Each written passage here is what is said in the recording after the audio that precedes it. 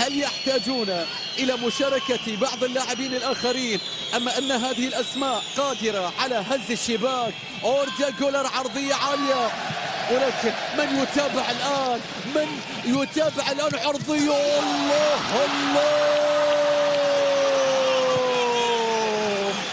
في ريال مدريد راموس فكرة، والفكرة لا تموت.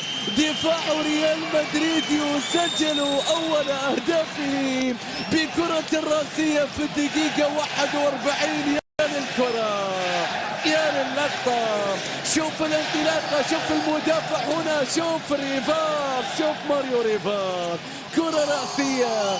دفاع مدريد الشاب الآن كما كان يفعل راموس. العرضية كانت من سيريا، الرأسية من ماريو ريفاس، وريفاس يسجل هدفا في مرمى ديبوس. لم ينتظروا دخول فينيسيوس ولا برناردو سيلفا، سجلوا الآن بهذه الأسماء، وريفاس يسجل. مشاهدينا، كان مؤثرا في اللقبين دوري أسبانيا، والكرة والتصويب. الله! إن كتب لك تاريخ هنا، تذكر أنه بدأ اليوم يا كارلوس إسبي، مهاجم ريال مدريد الشاب، يسجل أول هدف له بقميص الفريق الملكي.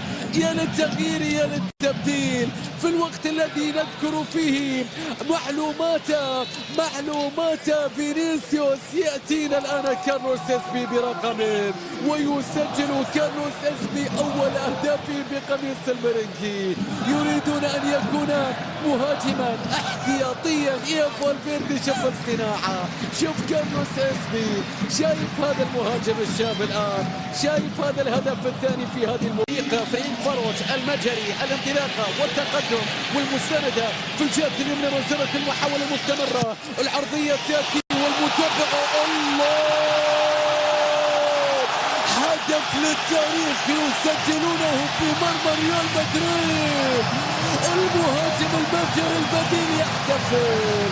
2-1 تصبح النتيجة.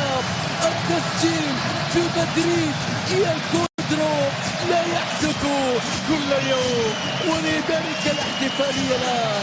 3-1 تصبح النتيجة.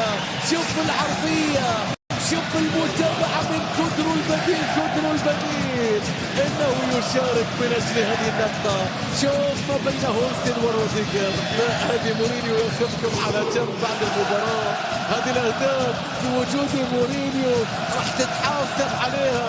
شوف اللقطة، كودرو هنا والاشارة للاسف، وشايفون الاحتفالية مع اللاعب يوسف ايضا ديلي، والكرة اللي تحولت